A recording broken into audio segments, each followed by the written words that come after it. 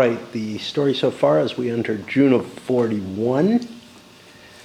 The initial Italian advance was stopped at Marsa Matruh, as it should be. After that, compass kind of failed, and the Axis was able to turn around after losing, still holding Sidi El Brani, and eventually take the Marsa Matruh line, cut through the El Alamein line, all the way up to Alexandria, and the river line up here. This is a canal. It's not the actual Nile, so it is actually, you can attack across it. And kind of got stopped. There were some lowish odds attacks that the Axis were able to make that maybe could have gotten them across the river. I mean, the attacks weren't terrible odds, but the odds of them getting across were not very good. However, their supplies and their manpower were running out. And I held off last turn.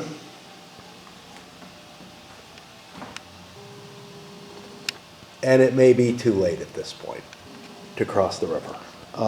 It looks like the Commonwealth is getting shit tons of troops coming in very shortly. South Africans. The interesting thing about the South Africans is their regular units can't be rebuilt.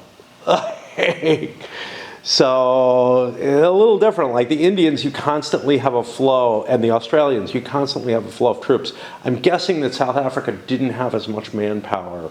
I got to do my tea. Africa didn't have as much manpower as, well, obviously India has near infinite manpower, right? And Australia, I don't know. I kind of think of Australia and South Africa as being similar, but South Africa had a very peculiar situation, to say the least.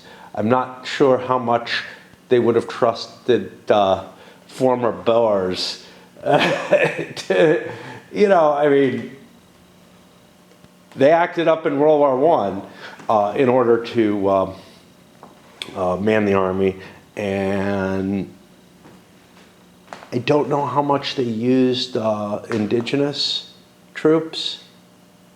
So if you're just looking at like the white Anglo population, wow, that's going to be pretty slim, to tell you the truth. And especially if that's what you're relying on to keep order in South Africa as well. But I really don't know. I don't know what the composition was. And maybe somebody can tell me. Okay. I mean, this is the kind of thing that I'm just like vaguely curious about in a moment. And if I was in a conversation, I would drop that. And if somebody involved knew, they might tell me. And then I would learn something for 15 minutes. Because it's not something that, I absolutely need to maintain knowledge of. So yeah, right now we're at kind of the point at which I think the campaign changes again. And this is sort of the feeling, and I think it's one of the things that makes the North Africa campaign interesting to people, and it makes the East Front interesting, is this idea of this big sweeping attack and then getting swept back, right? And it is kind of exciting, but I gotta say, there's also the fact, and in both campaigns, that initial attack was not just gaining a lot of ground, but was potentially devastating, potentially could have reached some pretty significant goals in the campaign. And here, of course, it's the, opening up the Middle East, and notably India, and of course in Russia, it's the possibility of Russia just collapsing, because they're good at that. Anything else of interest? The pile of units in that in the second turn, most of them are British bombers, Blenheim 4s, which, you know, they're going to make a difference, but we're relatively close as to who has air superiority, and if one side or the other gets air. So if the Brits don't get air superiority, those Blenheims aren't going to mean a lot. If they do get it, they could be pretty impactful. However, mainly because the Brits don't have a lot of artillery, although some of it's getting recycled, some of the removed units are coming back again. And we've got more Germans coming in here, a couple more trucks. We got some mountain artillery. I don't know what the fuck to do with that. I mean, it's so tiny, right? Like, it's just, they're annoying pieces. Are they company sized? Yeah, I think they're company sized. My vision isn't that good, but just a lot of tiny stuff. An Oasis company. Okay, do I really need these? So far, I haven't seen much use to drifting down into the Oases. In Desert Fox, I did have a use for them, which is that the Italian army could actually traverse, probably not historical, but could essentially traverse the southern areas in the desert by using by using the oases. I don't think that's going to be the case here. Like, I got a couple of them here. I don't think I have any down there. There aren't any there. That's all desert. We get a couple more here.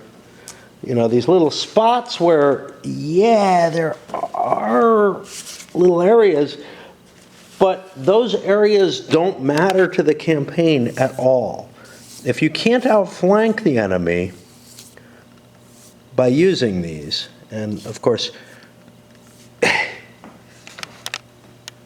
the only thing they do is give you trace supply, and they don't give you trace supply across that entire southern area. So I don't see much use for them.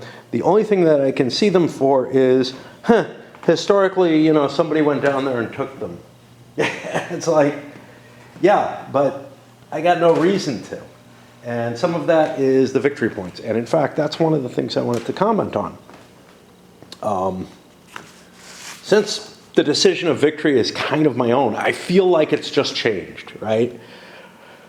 Up until now, at least for the Axis, you know, ever since the Italians started gaining ground again, and then the Germans came and joined them to help. It's felt to me like the goal was Alexandria, and maybe Cairo, maybe Suez, whatever. But the proximate goal has been to get to Alexandria and do what we can, or to get across the Nile, or whatever. I don't think that's their goal anymore.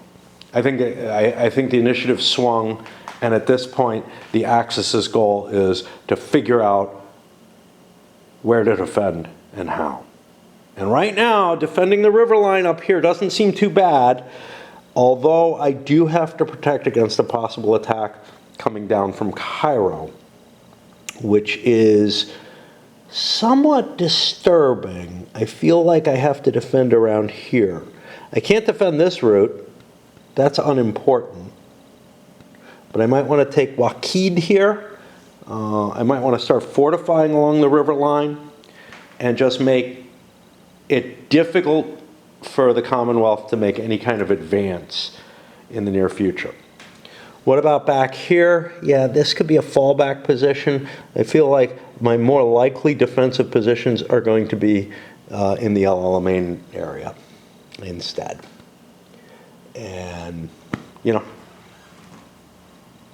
it's just the planning right now, right? For the Commonwealth, yeah, they're not in position to launch an attack yet, but they may be able to start probing down here coming out of Cairo and whatnot and open up a threat that maybe forces the Axis to give up that river line. I don't know. But you're not going to see much happening beyond this, right? And you can't like bypass the coastal area. You can't like say, oh, well, I got a track here. Your supply lines just don't go that far. They go 10 hexes there, right? Five double because of the trail. You need either roads or the primary roads in order to get your trace supply. Can you launch something off and do some kind of exciting little transit over there?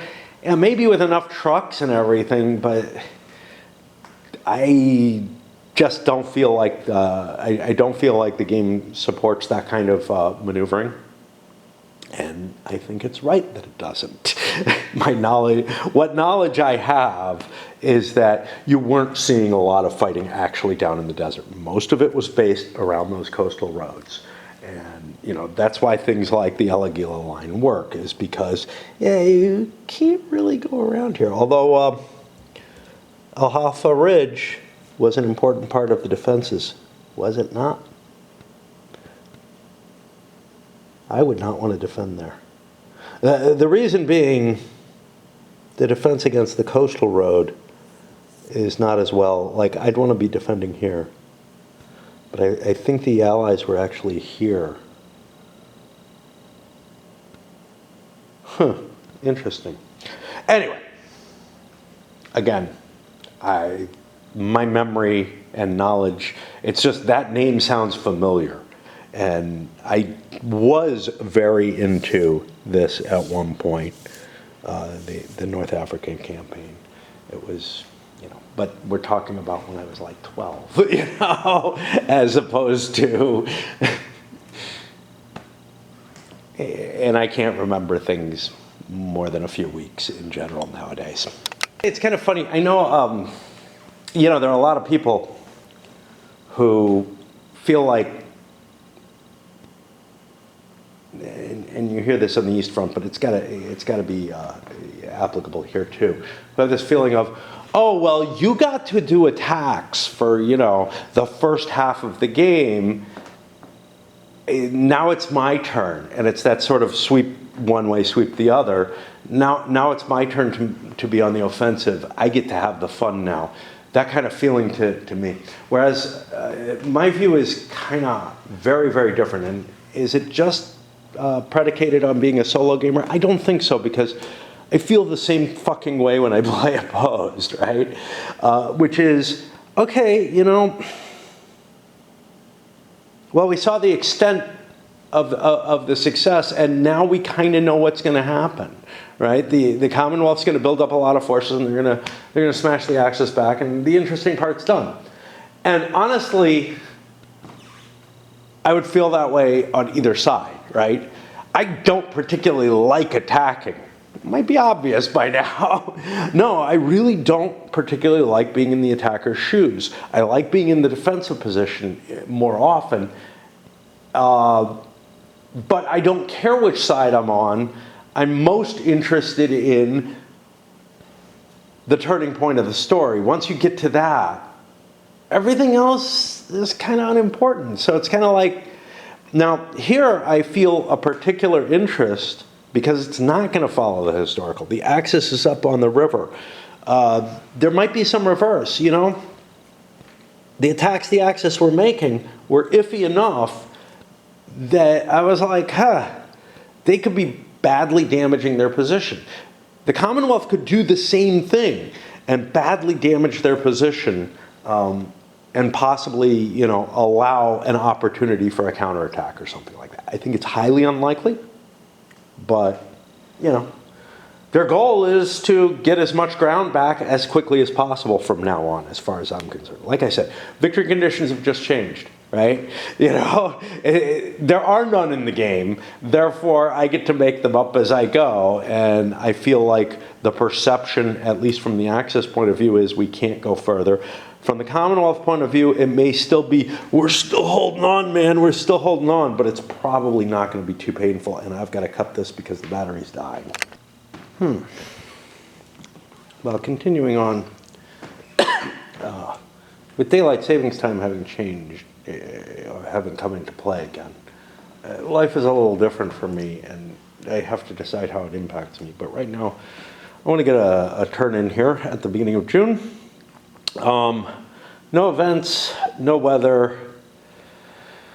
Axis gets the, see, I don't know which way to put this, but Axis gets the initiative, and they're going to force the Commonwealth to go first. I still don't feel like I have enough oomph to break through anywhere, and I may not ever. I don't expect to ever. Looking at the piles, they're built up there. So, yeah, it's time to start digging in, but I don't think I need to right away. I don't feel like I absolutely have to prevent a Commonwealth crossing of the river at this moment, so I'll let them go first. And we will indeed remember to roll for their possible withdrawal table stuff. And they just shift their markers. You know, there's some weird shit having to do with the training stuff that I want to get into. So first of all, and I've mentioned this before, sometimes the training marker gets unlocked partway through a month. My feeling is just move them all up. They move only at the beginning of the month, right? Am I missing this? Is it at the beginning of every turn? Because if it's at the beginning of every turn, everything's fucked up.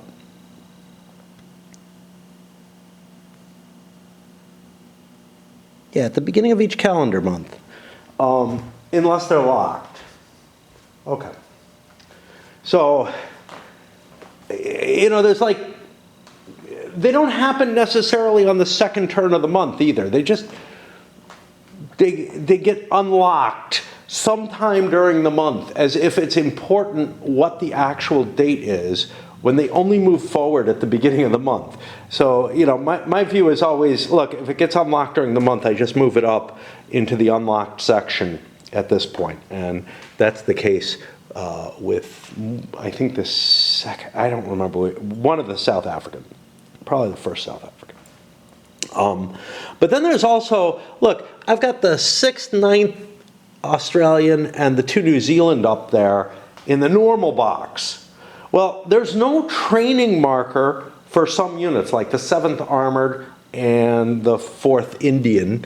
I'm just going to take these off. They're not serving any damn purpose right now. And what they do is they force me to look at more things, I think. So there's no reason for anything to ever be in the normal box. It just can be cleared away. I think the game has a feeling of any counters that come into play stay in play somewhere, stay somewhere on the board, which is why I like the removal box exists and whatnot. But even that doesn't make a lot of sense because some of the units in the removed box do come back. It would be kind of nice if it told you put it in the removed box or remove it from the game. Like, I wish there was a distinction between those. Because I highly doubt that these headquarters are coming back, but I don't know. I have to leave them there. Planes, I had a plane that I had to pull out of the removed box. It was damaged, but I don't know if I should have returned it in damaged condition or not. You know, and damaged units that go in the removed box, I repair, which again, I don't know if you're supposed to do, because if they're put into one of these, they don't repair, right? They come back in the same state they were in. And again, you know, I'm just not willing to look it up. I don't care that much, but it feels irritating to me. It feels like, let's get things in the bags. Let's get things in the bags as soon as we're done with them, as soon as we know that they are never coming back. Maybe for the first time in the game, we're going to do this right. We're going to look June 6 with 2 coastal. Wow. Really sucks, okay? Because I was barely able to cope, but I'm getting 3 and 3 coastal because I had a buildup already. Speaking of which, I have to kill some of this stuff.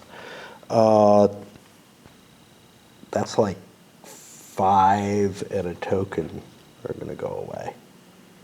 I'll just get rid of these because those aren't going to ship anywhere. Like, I've got so much backlog that I'm just not worried about it.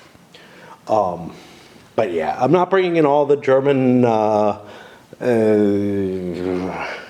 mountain artillery yet. I'm not getting more until next month, and I want to operate in whole numbers. So that's what worked. Unless I have the glare of the lights. It got dark in a hurry. I don't know if it's still that dark, but I was starting to play, and I could barely see. Okay, so something that I noted that I kind of don't like, and that I feel like Desert Fox actually handles better, and maybe Africa does as well. I don't remember it, again, that well. But I have these weird little dumps in different places. They're kind of helpful, right? If I want to move motorized stuff through the path up, I kind of need some sort of infrastructure in place. And this system does not really encourage that. Like, you have, basically there's no shortcut to it, right? Sure, you got Benghazi, you can drop stuff there, then Tobruk, Derna if you want, if you really need to. So there's some capability to drop stuff in places where you might need resources, but I don't know, it feels, the fiddliness of it feels like you have to actually position your things at the right distances where they are. Maybe I should be shipping stuff to Derna. Maybe that's the issue, right? You know, or whatever. But I tend not to use these because I know that they're a pain in the ass to get to where they are. Now, those guys are easy to get to where they're going. But like these guys were just, I'm trying to ship as much out of Tripoli as quickly as possible, and I've given up on that task. I think it's impossible. Losing 5 full supply points a month, it's terrible, but what the hell am I going to do? It's going to be worse this month. I'm going to have less shipping. But yeah, a game like Desert Fox, you have that infrastructure in place. All your units can move through. As long as you're not moving, as long as you're not getting way more reinforcements than like your network is built to handle, you probably have multiple supply lines going back to El Agila and able to just run, anything that you're getting in along that line as far as you need to go until the Great Retreat after torch landings and whatever. But where the difficulty in that game comes is calculating out, geez, how much of my up near the front stuff do I actually need to use each turn and whatever. And actually, no, you do actually have to build out that infrastructure, right? You have to have the trucks and dumps and whatnot along the way to allow your reinforcements to go. So you actually have to plan for them, but they just stay there forever. They don't cost you any more thinking once you've set them up. Kind of like extenders in OCS don't really cost you a lot of thinking, and extenders are one of the things that's missing from this game system. Now, the extenders, I think, are represented by the fact that you can get trace supply over the road. But that's not exactly the same. Here comes the perennial, and this is part of the pain, the Axis hunt for trucks, right? Okay, all I got here is my divisional organics. Start looking through. Now, I try to make life easier on myself, trying to put them where they're going to be more visible, not just stacking them with everything else. So I don't think I have any running up through here, but I thought I should, so I have to double check and all that. Again, it's just, you know, there's this, something of a tedium. Do I want, this is another thought, do I want my Fliegen core up there? Like, I no longer need this. Well, I'm getting tons of supply right now, so I'm not really worried about it, so I'll leave it for this month. But I'm a little worried about using them at this point, because I don't want to lose those planes and have to pay, although now I get equipment at least. And I feel like the Axis offensive has officially ground to a halt, so I'm going to give the Commonwealth the initiative over on there. It doesn't mean anything, it's just what I'm doing. Now, oddly enough, they don't get minefields until here, which, you know, is sort of the height of their defensive positioning. So they shouldn't be starting their offensive again relatively soon, but I don't know.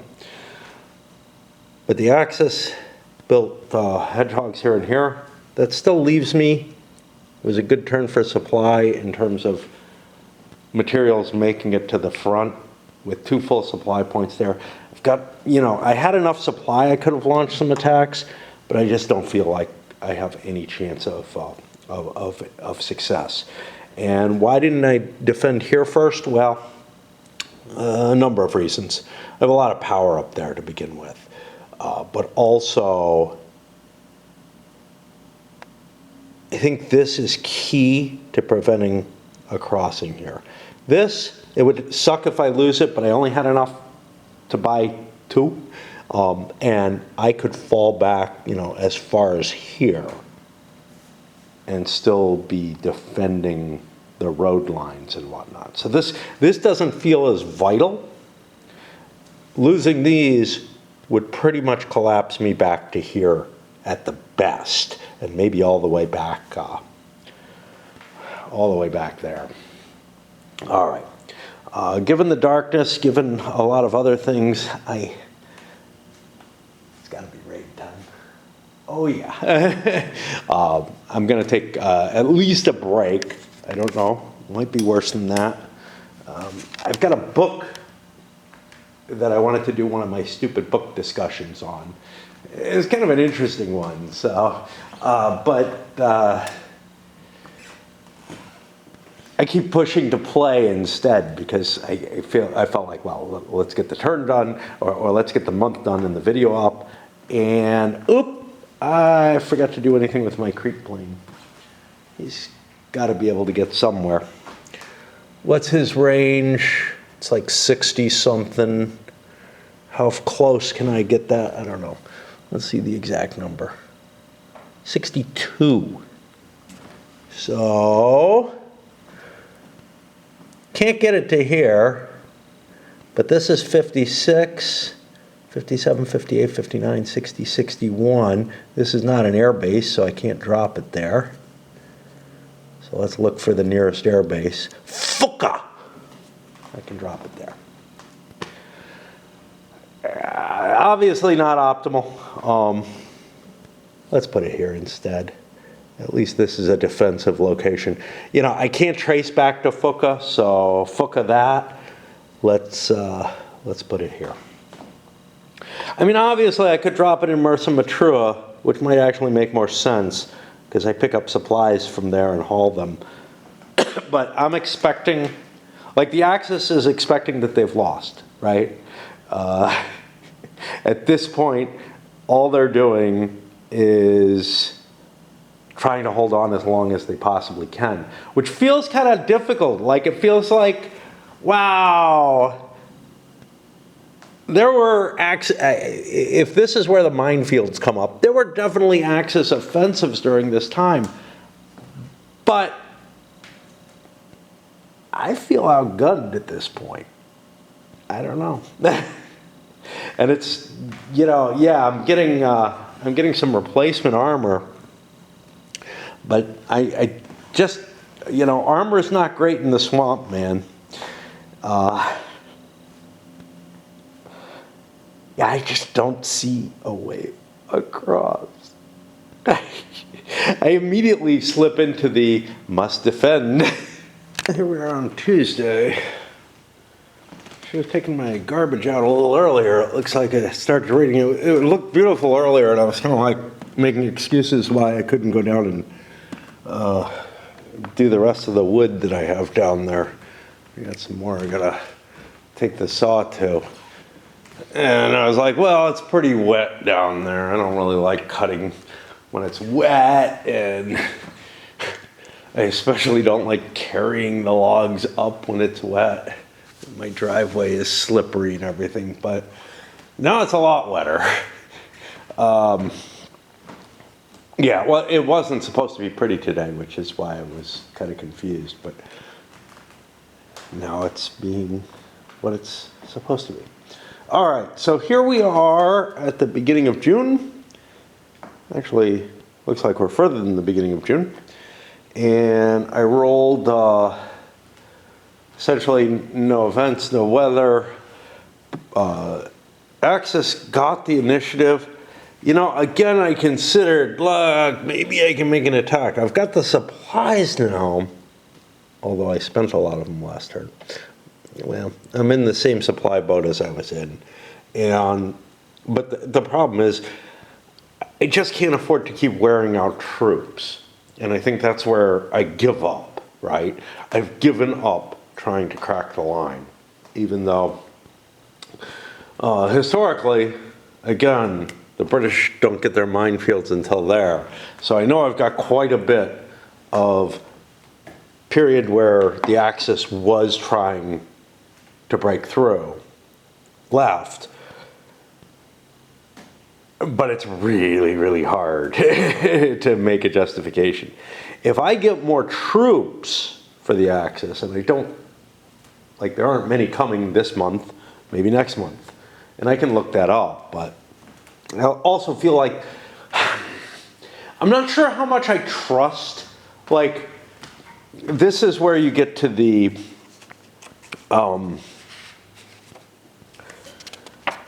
limited information and whatnot that's not there. Like I can look here and see, oh look, I get these and these. I'm getting another load of stuff, but none of it looks too big.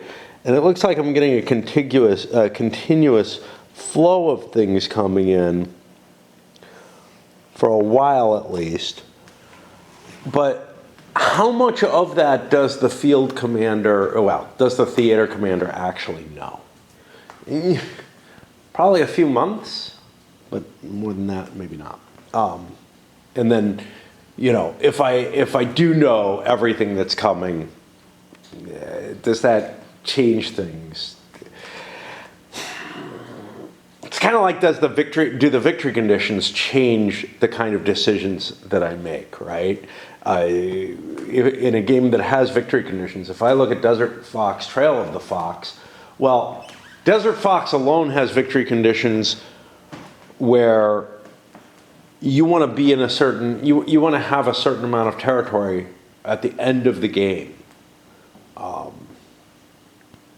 Actually, I think both of them work the same way, essentially. But it doesn't matter how far I get. What matters is how far, as the Axis, what matters is how far can I hold until the timer runs out. And that leads to incorrect play, right? Like the Axis won't launch attacks that are going to cost them trying to get to Alexandria, which, you know, is an auto victory and everything, but they're not going to launch dangerous attacks when what they could be doing is expending their supplies and resources on building heavier and better fortifications. And yeah, you could argue, hey, isn't that what you're doing here? Yeah, except that, like, I really feel like I have little or no chance of success. Like I had little or no chance of success at all, and now it's dwindled so much, and I have very little chance of holding the line if I continue with these kind of attacks. All that long-winded bullshit was to explain why I'm letting the Brits go first. Because, you know, each time I let them go first, they get a chance to move some more of their, not here, but some more of their reinforcements into play. Of course, they also get a chance of perhaps having to withdraw some stuff into the Near East. See, I like this. They've got it right. The Near East is Palestine, Syria, Cyprus, right? The coastal stuff. The Middle East is Iraq and Persia, right? And then the interesting thing, so they put Ceylon and essentially then India into the Far East, which feels a little wrong. To me, the Far East is like, you know, from Singapore over. I don't know. Even though, like, most of China is going to be west of that. Finish the current turn. I mean, nothing is fucking happening, right? But I'm spending a lot of time. I don't know how much. But about as much as I was on any of the other turns, just because there's so many trucks and everything, especially with the Axis, in terms of shipping, you know, the materials that they're getting onto the board. And so much checking along the line. There's a fair amount of stuff that's just walking its way towards the front. And some of it that's not walking, that's speeding along in their tanks or whatever to get closer. The Allies got themselves an equipment and a couple of manpower, so they built another brigade. I've got to remember, you know, like, I look here and I'm like, oh, I have no artillery. That's not the case. There's the brigade artillery, and that's actually a fair quantity. So I've got capacity to fire artillery. I don't really, like, I mean, I should be doing it just as a matter of course, because it doesn't cost me a damn thing. It doesn't cost me any supplies. It doesn't, and the Axis is right up against me. What the hell? I should just be dumping some firepower on them. So I think I'll do that. But other than that, there's really nothing going on. It's just both sides shipping their materials across. Turns are taking a fair amount of time. There's really very little hope of anything changing in the near future. Once the Axis made their decision of, yeah, okay, we're not going to make it across the river, fuck it, we'll start digging in, we're kind of stuck there. But I should give them an attritional cost to being so close to me. One that's going to go down as I start to build the hedgehogs, though. The important thing is that I actually do the fire during... Oh, you know what's really fucked up? The brigade artillery can't help. Remember, artillery can only fire if it's got a fucking reserve marker on it during the opponent's turn. So that brigade artillery cannot defend, because you can't have this shit on the front line under a reserve marker. Ooh, that's nasty. I'm going to check the old rules and make sure, I'm pretty sure that's always been the case, but make sure that you couldn't just fire artillery in a way that's become an optional rule now, defensively, essentially. Okay, I've been fucking up. This has nothing to do with what I was saying, but I was looking through the old rules and I ran into the optional rules on combined arms, which specify, and these are the kind of rules I remembered, and maybe not this old back, but for these rules, armor is defined as yellow-coded units or red-coded units with a tank symbol. Mech is defined as red-coded units that do not have a tank symbol. And that led me to say, I doubt that they changed things. And they didn't. Armor has a yellow background. No longer just tank units, anything with a yellow background. Mech has a red background. Now this bothers me because this means that I have artillery that counts as mechanized. And therefore, I mean, it's artillery, so it doesn't really get a multiplier. But otherwise, it would be impacted by these multipliers. But yeah, so those light tanks and whatnot would have counted as mech units getting, you know, a ×2 multiplier out there. Now, most of those had just a couple of strength points, and we'll say they kind of canceled each other out. But clearly, even the light tanks and whatnot have a greater value in the open terrain. I find the different armament classes, it's an interesting level of detail. It's the kind of thing that I like in great battles of ancient history, or great battles of history, in terms of the amount of detail that it provides. I find it kind of annoying when all I'm doing is summing strength points, right? Like, oh, there's a different multiplier for this type of unit in this type of terrain and all that. Yeah, it's true, and it belongs there, but it's also kind of an annoying means of handling it. Even if it's easier than that level of detail in, say, GBOH, it's still like, and some of that's just, I don't know. I honestly don't know what it is that creates the distaste for me, right? Whether it's, I'm just not that into World War II, or I'm just not that into games with lots of factor counting, right? And then, you know, coming up with an odds number or something like that. If it's really light, I don't mind factor counting. You know, the old Blue and the Gray series by SPI. I don't mind doing the factor counting for that terribly. The Napoleon at Waterloo and the games which have derived from that. It's not bad.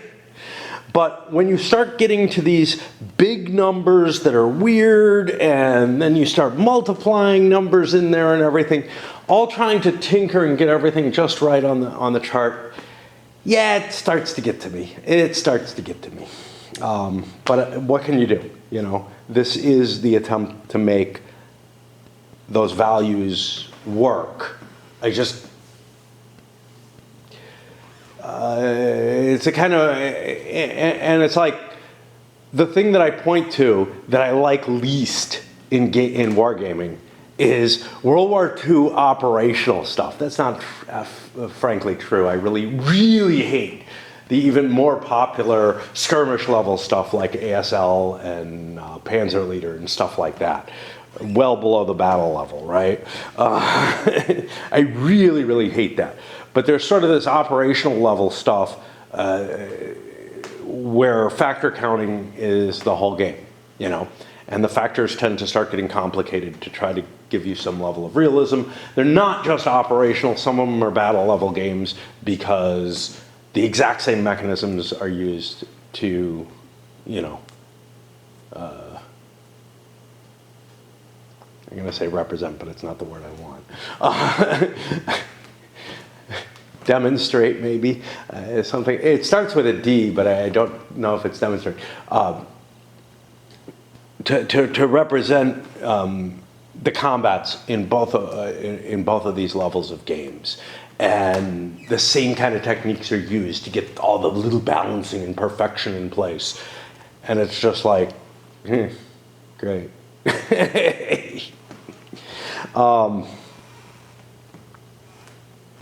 And it may actually be what turned me off of being interested in World War II was the gaming representation was this odds table factor counting stuff. Now, I feel like in OCS, there's enough other crap going on in the combat system that I'm like, yeah, I like the story that it's telling me. I'm not just looking on an odds chart and rolling a die.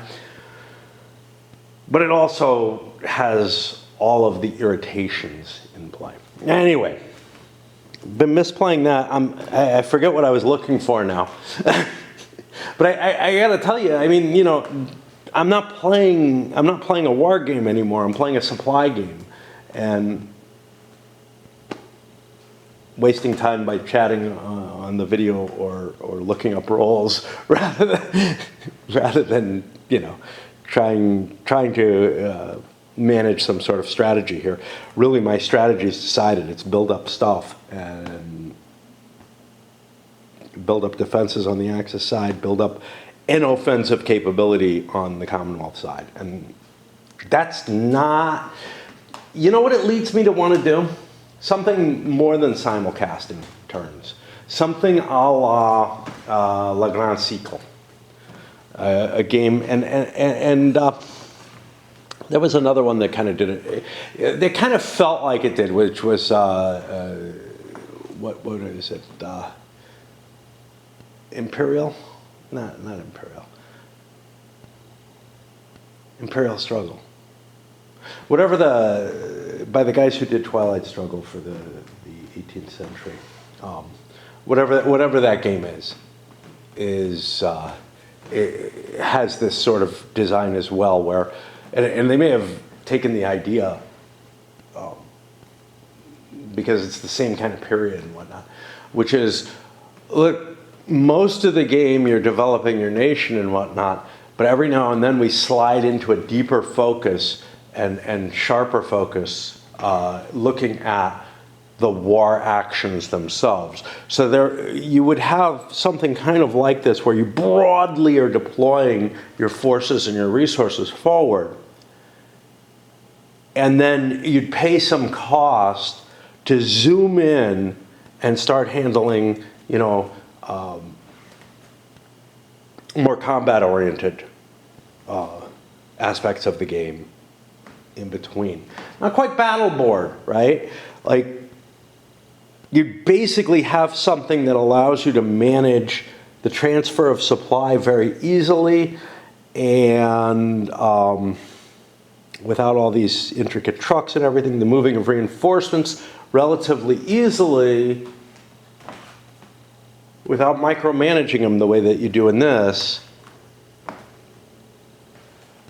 Deployment into sectors almost with an area type system, but that area system devolves into a specific deployment when you're ready to start engaging in actual combat operations. And actually, by doing that kind of switch, you could go to much, much deeper combat operations than a game that has one single view. So you'd have a much, much smaller view, maybe on a single map, maybe on much less than a map, maybe something, something maybe about this size or so, that covers the entire campaign transitions and everything.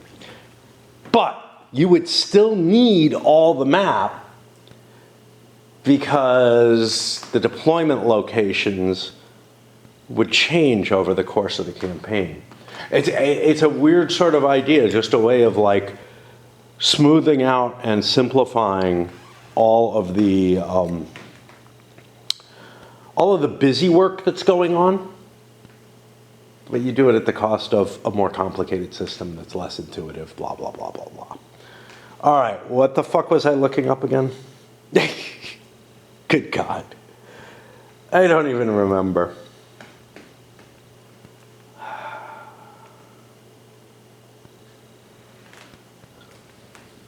It certainly wasn't the armor stuff. Remember, it was the artillery. Speaking of which, there's this interesting thing, hard target, exposed target, and barrage attacks.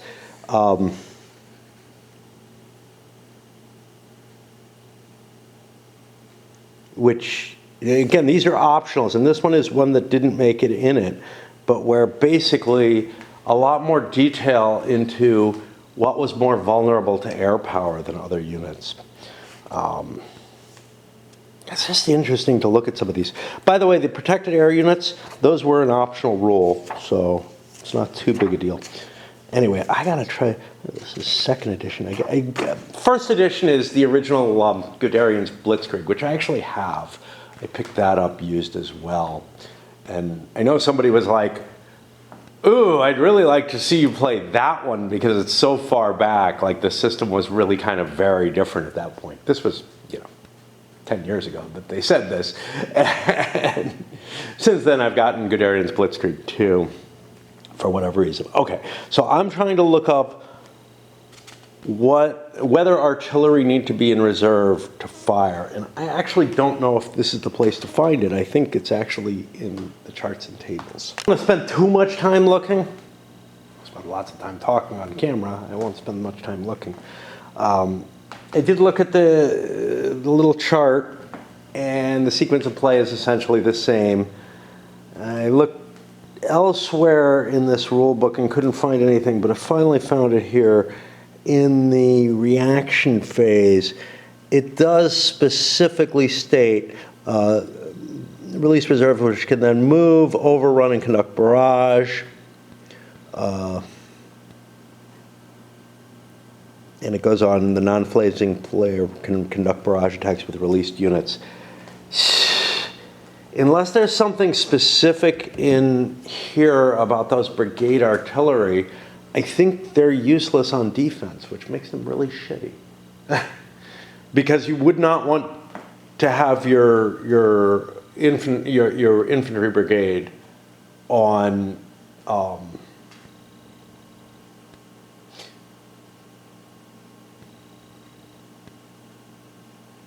reaction status, because it's going to be in the front line, right? And if you don't have the reserve marker on it, it's not going to be able to be released, and it's not going to be able to fire. Although I'm still a little iffy about, well, it could get overrun, which would really suck no matter what. So I'm still a little iffy because basically by the sequence of play, being in reserve status isn't that terrible as long as you don't get overrun. Because the enemy gets their movement, barrage, blah, blah, blah. Then you get your reaction. That's when you would release them, getting your barrage. By the time you get to the combat segment, you're no longer in reserve, so you're not reduced. But you could be overrun. And it's a pretty big nasty. And we have that called out here. Intrinsic artillery is in reserve or not, as per the entire brigade. The intrinsic fire strength is 3, yeah. So it's useless on defense. Now, what's funny is if you add the optional, which got added much, much later than this, and is not a prospective standard rule as far as I know. It's just an optional that a lot of people like, but if you add the optional about not needing to have artillery in reserve, it makes a huge difference in this game because of those brigade artillery. Like, they're fucking useless except if you're on attack. And even then, you know, I don't know, I guess. It's just that right now I have unlimited supply, so why not fire my artillery? Well, because I don't have it there. What I was trying to get to the whole thing was this idea of, look, you know, I want to fire my artillery only out of reserve status, and maybe only when I'm going first in the turn or something like that, because I want to make sure, although I don't know if that matters. It might only be if I'm going second in the turn. But anyway, what I don't want to do is I don't want to give up my chance of using the artillery in the next turn or whatever if I need it. But if I fire like this artillery now, it doesn't spend anything, but it spends the reserve marker, which means if the Axis goes first next time, I don't get to do it. So let's say I'm the one going second in the turn. Then I can afford to do it because I absolutely know I'm going next as a reaction phase fire during the enemy turn. I can't afford to do it during my own turn or during the reaction turn if I'm going first, because it would preclude putting a reserve marker on, and it would, and if I'm using the reserve marker, if I'm going first, if I do it during the opponent's turn, I lose my reserve marker, and then there's a chance of a double turn and me not getting it. So there's a lot of reasons I'm not going to want to fire if I don't have a good reason to fire. So I'm not going to fire. And that's kind of what I was getting at, was do I have free fires or not? If it wasn't for this stupid artillery only fires on reserve mode, I could do it all the time.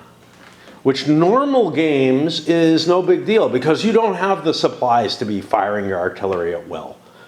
But right now I have infinite here. And that I believe reaches, it certainly reaches here. I think it reaches here.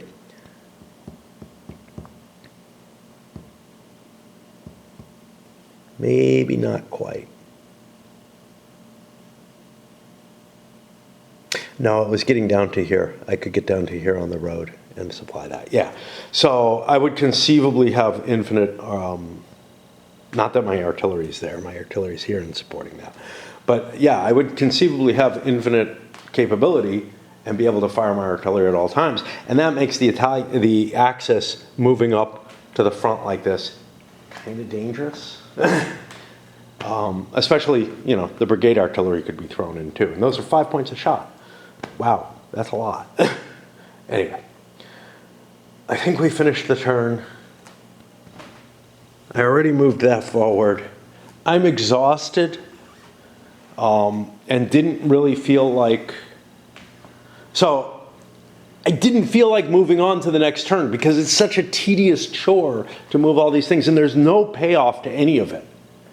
And that's kind of the, wow, I want to give up now, right? Like, I've gotten to a point where I know the game is stalled for a long time. Fuck. Even though I know it's going to be interesting to see the Brits come out of here. Or whatever they do. See the Axis, you know, position a defense there, although I think that's impossible.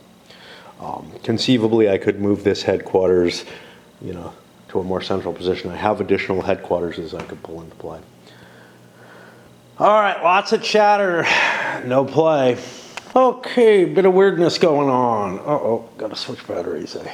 I did a long video and ate up everything, but I can do this relatively quickly. No random events, but we got weather, and the Axis gets to choose who goes first. The weather we got is a sandstorm, which is in play on all except the second and fourth maps. Now the fourth is the particularly interesting one because the line between the fourth and the fifth is, you know, this is where everything's happening right now, which is kind of annoying, but yeah, it basically means there's not going to be any attacks there, right? No barrage or combat allowed over here, but also movement's going to be fucked up. And it's going to have to be like, it's going to be painfully fucked up for the transiting actions that the Axis is playing, because they're going to be going sandstorm, where movement is double cost, no sandstorm, it's normal cost, double cost, normal cost. Fucking obnoxious. For the Brits, it'll be a little less annoying, although this little section here will be normal cost, whereas everything else is doubled. I don't expect anything to happen this turn, but we'll see. So getting a flow of reinforcements here, some more South Africans. Again, not rebuildable. But also, I'm getting, I got a what did I get here? Two manpower, one equipment. So now I have a couple of equipment. I'm going to start using the equipment to rebuild some units that I wasn't as willing to rebuild before. And I'm also obviously going to keep building new troops. I have been rolling on that chart. It should be, you know, close to 50-50, right? But nothing's been withdrawn. So 11 through 32, not quite, you know, but pretty close, right? It would be 11 to 36, so we're looking somewhere between a third and a half. But anyway, I haven't been getting anything going out since I started paying attention. So we're just assuming that the Near East is calm and quiet. Maybe the French have not gone over to the Vichy, or maybe the Brits decided not to intervene. I don't know. Churchill learned his lesson in Greece. And yeah, I just realized something. If I was completely, if I was playing by the rules in terms of rebuilding units, let me build a couple here.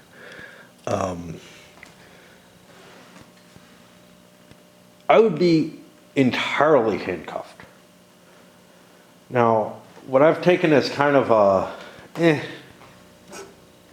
cost, like something that would have been allowable as maybe a compromise position, would be to build a headquarters, which is an expensive thing to build because it's got trucks and all kind of stuff involved in it. I think it's like 2 manpower, 2 equipment, or I don't remember. I'm just guessing. Maybe it's 2 and 3. It's nasty. No, 3 manpower, 2 equipment, and you're not getting any strength points out of it or anything. But a reasonable excuse might be, hey, I have to build that before I build anything else. I don't buy it. I don't buy it. I think that unless I want to expand and move forward, I don't need to play around with headquarters. That, like with Tobruk, the Brits would hold Alexandria and would allow it to become, even without a specific command center or anything, would allow it to train troops and whatnot. You can have your arguments one way or another. The Commonwealth needed it. They really did. Otherwise, there would have been a much higher chance that the Axis crosses over, which would have been a more fun game, I think. But anyway, but less believable to me. But yeah, I couldn't even build that unless there's a headquarters there. So you don't want to lose your last headquarters. There was no real reason for it to be, I don't remember where it was exposed and caught. It could have been further back or whatever, but it just got slammed, and I'm like, okay, let's make the Commonwealth have to pay when they want to break out of here, when they want to start throwing supplies a distance. But let's not force them. Let's allow them to have Alexandria. And if Alexandria falls, allow them to use Port Said, or Suez as a center of operations where they're allowed to build up forces. On the nightmare of the transition of the trucks, when you're going at the switching of the maps, it just gets even more hellish. I did a close enough is good enough type of idea because, look, the sandstorm, the idea that it just doubles movement to there, and then, oh, it's normal movement to there, and then it's sandstorm. It's an abstraction anyway, so fuck it. So I did things like, okay, look, I counted actually to Derna, but then Derna to Bardia, I played it as if it was clear. But then Bardia to Mersa Matruh, I doubled, and probably cheated a few points of movement. Not sure which way. Like, I can tell you with those moves that, yeah, I came out ahead for the Axis. Other things, I didn't want to move whatever the hell this is. No, this artillery piece, because it would come on at half movement, and I don't want to waste the fueled movement that I would get coming off the track. I think that's correct. I don't really care. And then all these units that are kind of in march strategic movement mode, I just left in it, but I didn't move them. Because again, it's not the turn to be spending fuel to move stuff. I still have to do shipping. It is Wednesday, a very pretty day, and warm enough that, you know, I could be outside in my t-shirt and whatnot, doing the work that I should be doing. It is still fucking a swamp in my yard, though.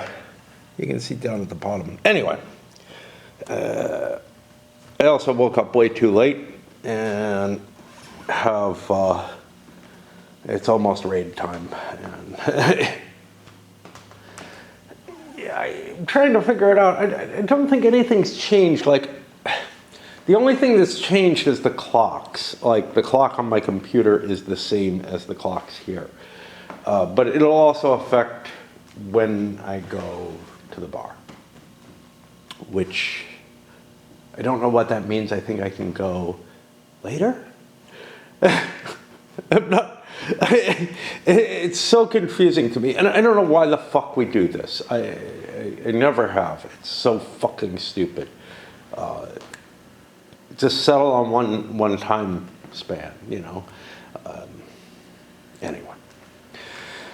Oh, I guess I gotta roll some dice and shit. Okay. The annoying sandstorms are gone. The only other, no event. We had a Rommel event. Those don't happen anymore because he's dead and buried from a long time ago. And the Brits got initiative. They're going to force the Axis to go first, mainly because there's nothing going on, you know. And that's the whole thing. The game has taken a turn in which, and I think it's almost bound to, in which nothing is fucking happening except that I'm moving tons of supply around. And I'm spending a lot of time, like, I don't mind games where there's big downtime periods, where there's not a lot to happen. Maybe you're doing a little bit of bookkeeping type work in between turns and stuff. But here, you're paying a high expense for these downtime turns. And yeah, there's the simulcast turn idea. That doesn't help me, obviously. We could definitely have one of those here. But, you know, honestly, the Commonwealth side of the turn takes almost no time. So it's really not a big deal there. It's the Axis side that is taking so long, simply because there's this slow trickle of troops coming in and this constant shifting trucks back and forth to do shit.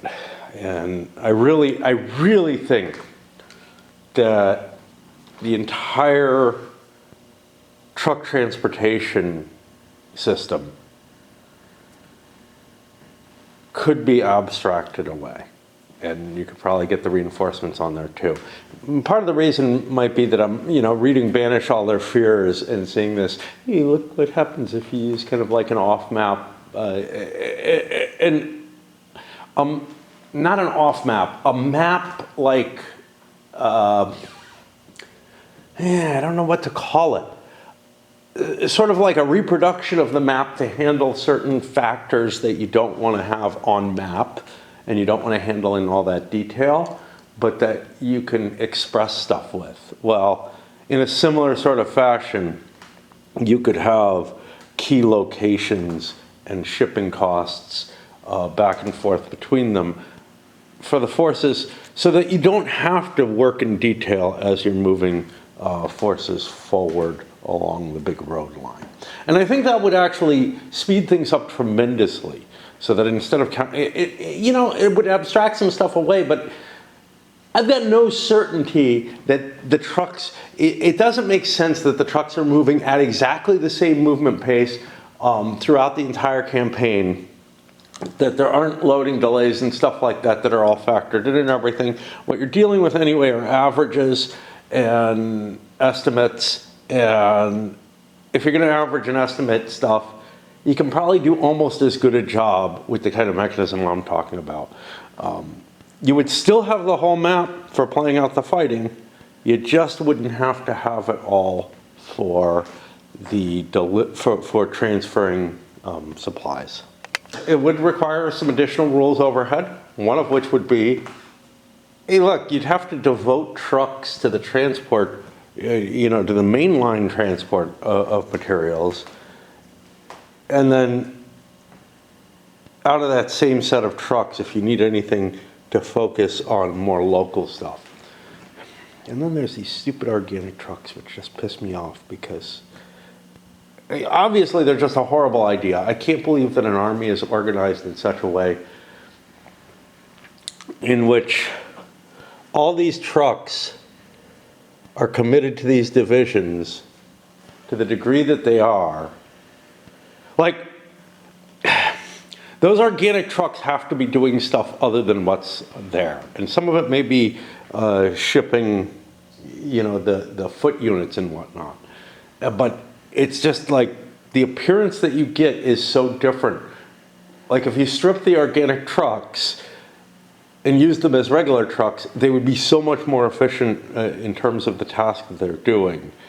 They really, really bug the shit out of me. And I think the idea of stripping them is horribly wrong because there's a reason those trucks are with those forces and they have to be there, and it's got to do with more than just this sheer heavy load of stuff that they're pulling up. Those units need those trucks to just operate, but the game doesn't show that. It shows something else. It shows a bunch of trucks with supplies parked on them sitting there, and in part, it's because the units have been reduced to such a size that much trucking doesn't make sense anymore, right?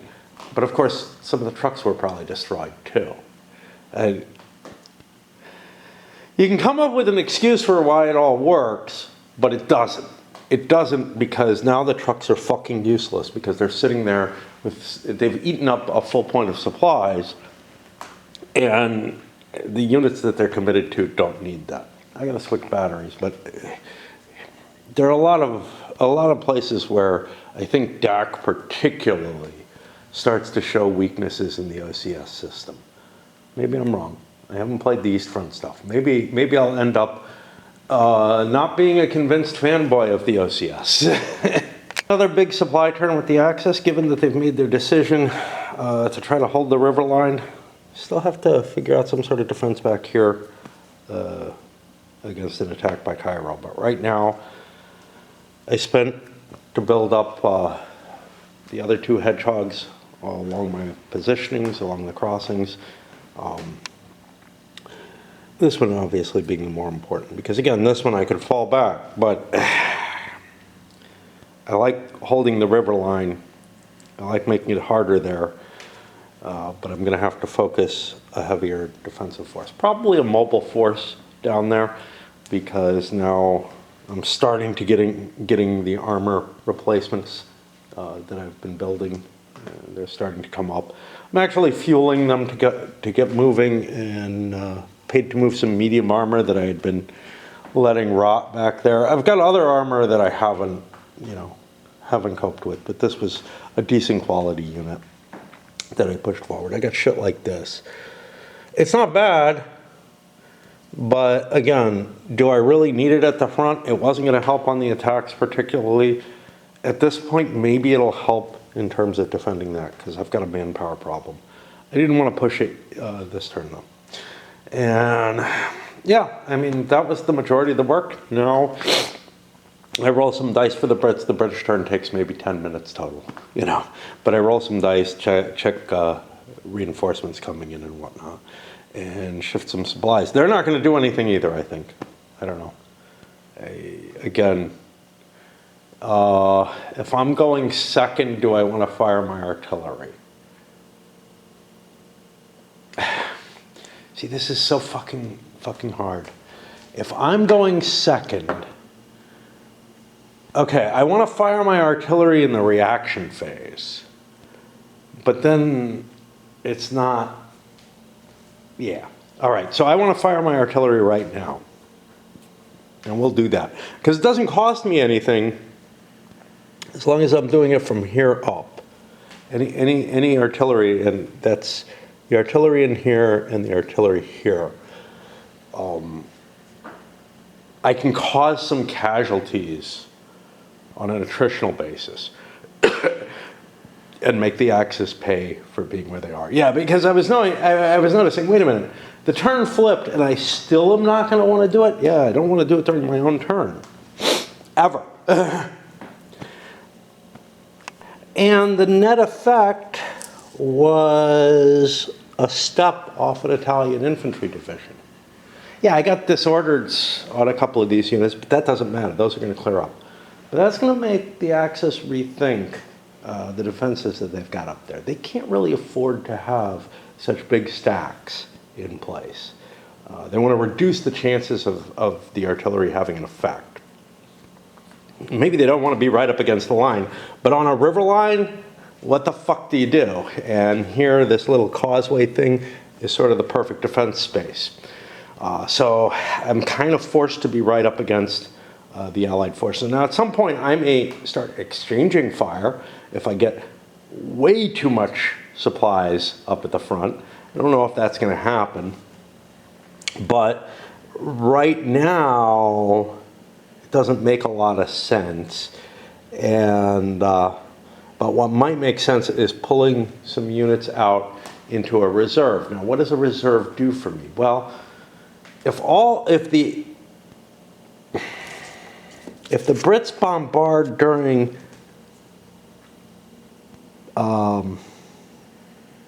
their combat segment, it does nothing.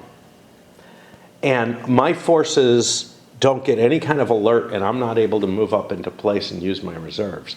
Which is like, yeah, so if I don't have enough at the front to prevent the Brits from crossing, I got a problem. I've got to make sure there's enough strength up there to prevent the crossing. If the Brits do a bombardment back in their movement segment with their planes, that sort of telegraphs what's going to happen, assuming they don't do an overrun. I don't know when they're going to get their hip shoot.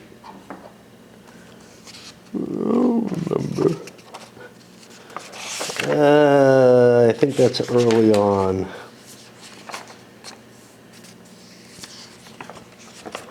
But not that early. Aircraft. Fuck. I don't see it there.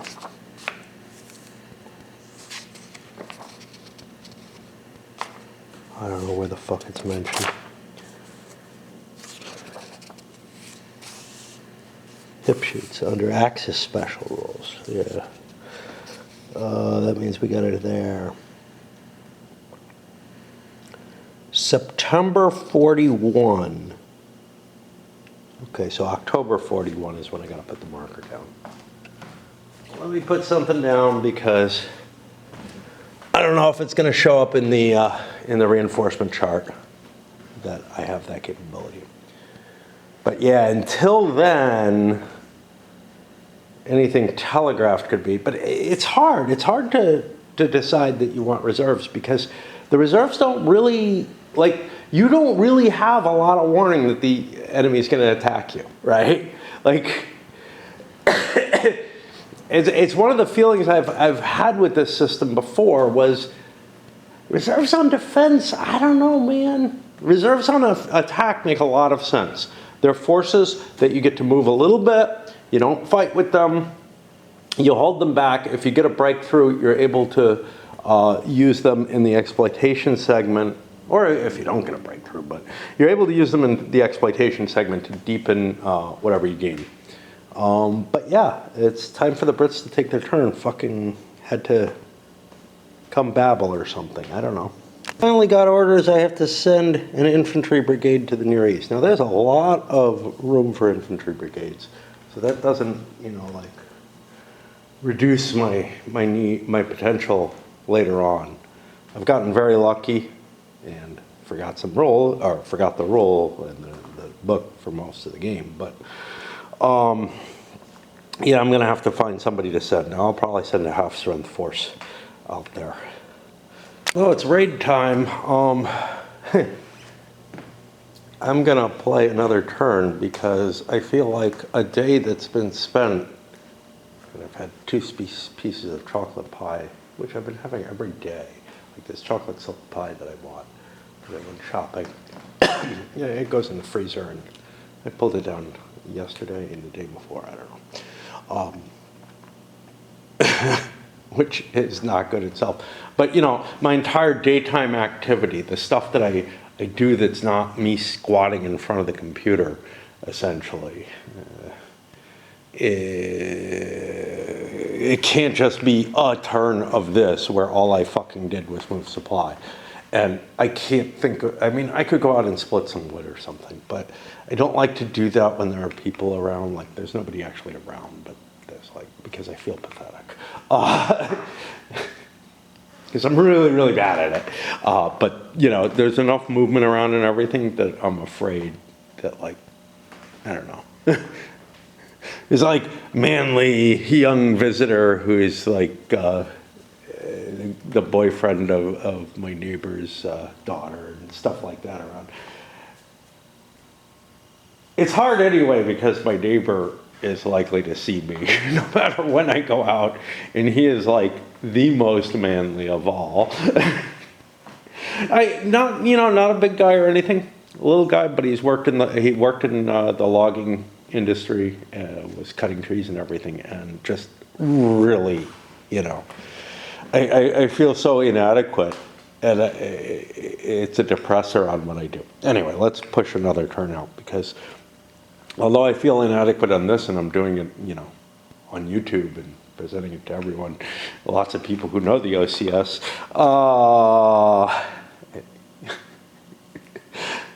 somehow that's okay. I don't know. I don't feel as inadequate, right? Like, got a big one.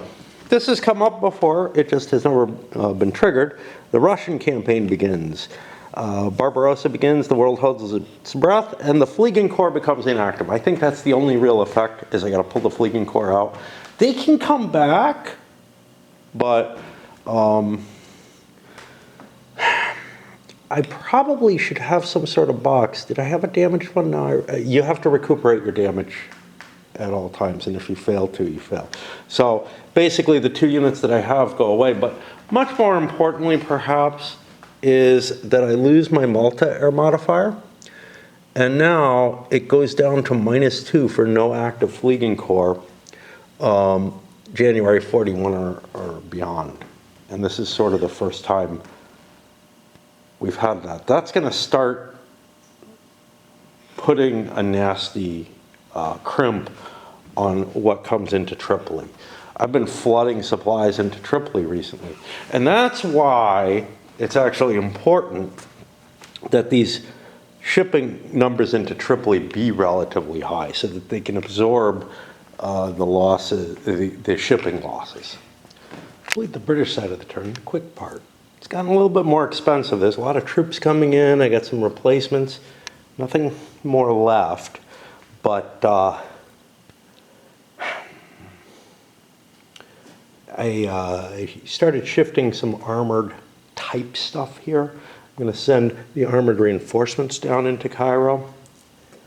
But I got a big problem. One of the Axis doesn't know about it. If I start moving units down there, he may not realize, and that's one of the things that I want to bring up as interesting about the system. The sort of, the semi-hidden nature of what's going on in the game. Under any reasonable game of this that's played opposed, your opponent will have no fucking clue what you've been rebuilding in terms of forces. Probably won't know what your die rolls have been like. I mean, if you really don't trust your opponent, you shouldn't be playing a denessing game with them, period. I mean, you just shouldn't. But you're probably not going to be watching like a hawk. The opposed games that I've seen of this, so I know my tendency is, to sit back and have a smoke or something. And if my opponent has a question or something they need me to pay attention to, I lean over and pay attention. It's similar to that when I see it played at CSWE, or when I saw it played at CSWE. Basically, one side would just leave the table for, 2 hours while the other side does its movements and prepares what they're going to do. And then they come back and they're together for like an hour. And then the other side leaves for 2 hours. So most of what's going on in a turn And we're talking about some of the big games here and with multiple people per side and whatever. But most of what's going on, you're just not fucking paying attention to. So you're not going to realize, hey, he built a headquarters. And it can be hidden in a stack. The headquarters doesn't have to be on top, right? In fact, it's a disadvantage to have it on top, even though it seems like the best place to put it, just like the air units and stuff like that, that the enemy can't actually know if you have a combat unit on top. So it's like there's this weird dichotomy between playability and optimal hiding of forces that would happen in an opposed game. But likewise, unless you're watching like a hawk, you're not going to see what moves. But if you did watch like a hawk, right, you would get to see your opponent moving individual forces, individual stacks, and you would have pretty fucking good, in terms of hidden trackable information type stuff, you would have a pretty fucking good idea of what's in any given stack. And if you really watched him like a hawk, you know, I mean, sure, he can take things into the palm of his hand and kind of hide what he's doing and whatever. But it's like the amount of effort that you spend on trying to assess intelligence in the game, essentially, but it's all like, none of it's handled by game mechanisms. It's all, how much are you willing to expend on this? Along with the memory issues that you might have or whatever, just like, you know, normal with hidden trackable information, heavily impacts how much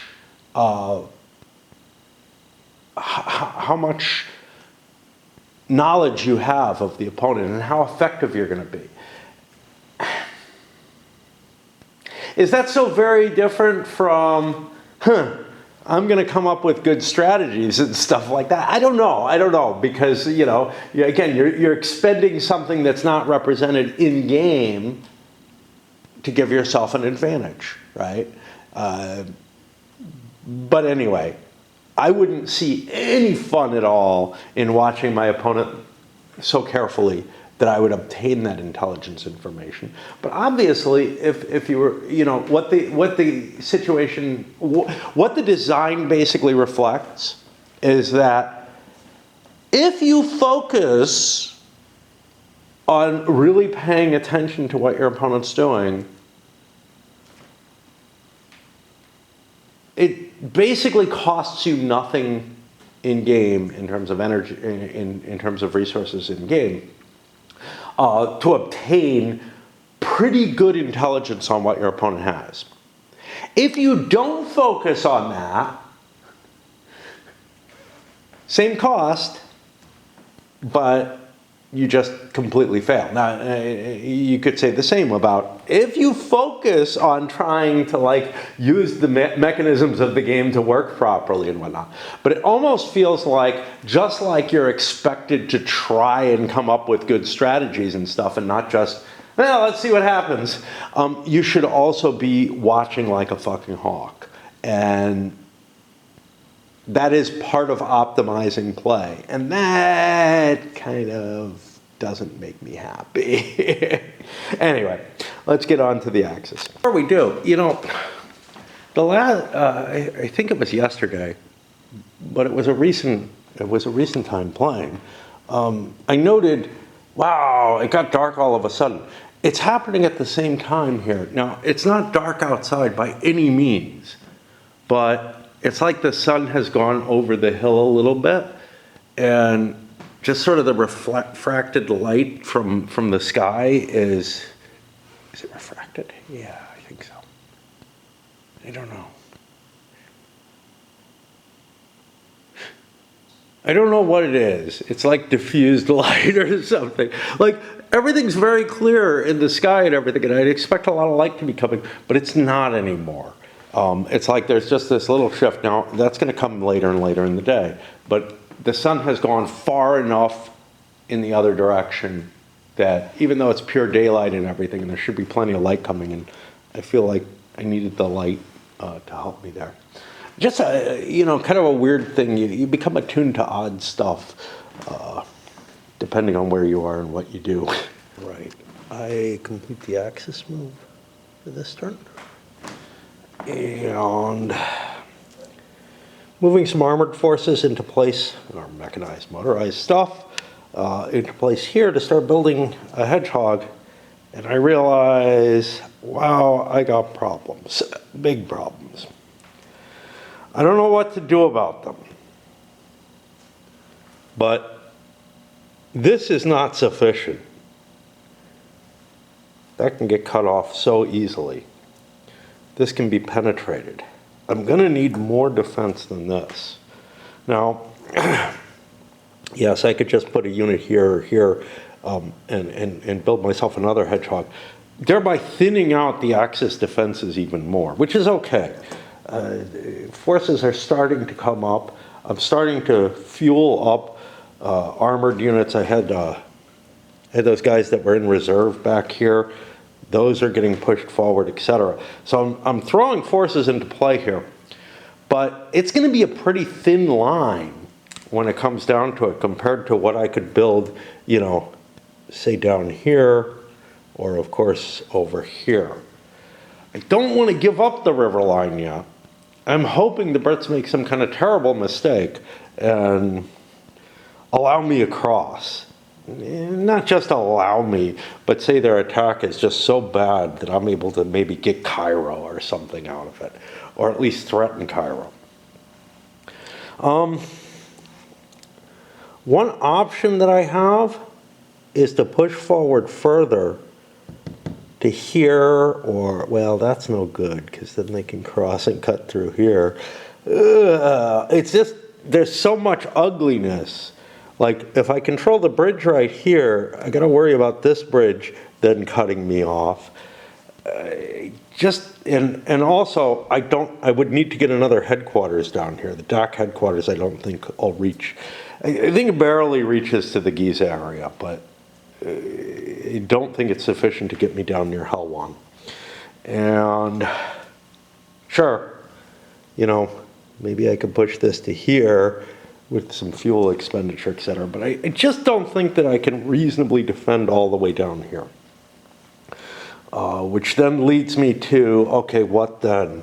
You know, could I form something? So the danger comes from an attack up here. Obviously, again, I could try to cover this. That still looks precarious in terms of like the total amount of coverage. I'm not all that worried about them cutting around here. They're not going to be able to do much with trails. But as long as they've got roads coming from anywhere. Now this one I've got bottled up, but they got roads that'll get them close enough to be able to push up here and really cause problems to me. So I gotta figure out something, but I'm just not sure what. I need to hold this position, I need the bridge position, I need something in between. I was thinking, hey, maybe up here or something, but then that becomes outflankable from here and no good. I'm really having a hard time finding a defensive line, and you know, this is all just open terrain. So if the Commonwealth puts a decent sized force there, they will be able to brush aside my defenses eventually in a way that wasn't so easy when you start looking at Al Alamein area. I don't know what the solution is. Part of me is just so worried that I'm just going to have to give up the whole fucking river line and fall back to here and build a line here. What am I at in terms of hedgehogs? I've got a fair amount left, so I could build a different line. But I just, I feel so shitty because I've just spent a lot of resources building up that line. Sunk costs, man, sunk costs. Okay, I think that's it for today. I wanted to note something, just because I always put some personal crap in, right? I am hearing, you probably can't hear them, the beginning of the tree frogs. They've been happening for months. It's not like they just started. But what a fucking oddity to me. Like, And somebody in California mentioned the same thing about the tree frogs keeping them up at night or something. I'm like, that's something that, like, I don't expect to hear in the US. You know, that sounds like Amazon jungle crap to me, right? Like, maybe it's just because I'm a Northeastern guy, but I got to tell you, the first time I started hearing them, I'm like, because they sound kind of like crickets or something like that. And I'm like, whoa, what are they doing out at night? Actually, they sound more like frogs. Do we have tree frogs here? And I'm like, yeah, we do.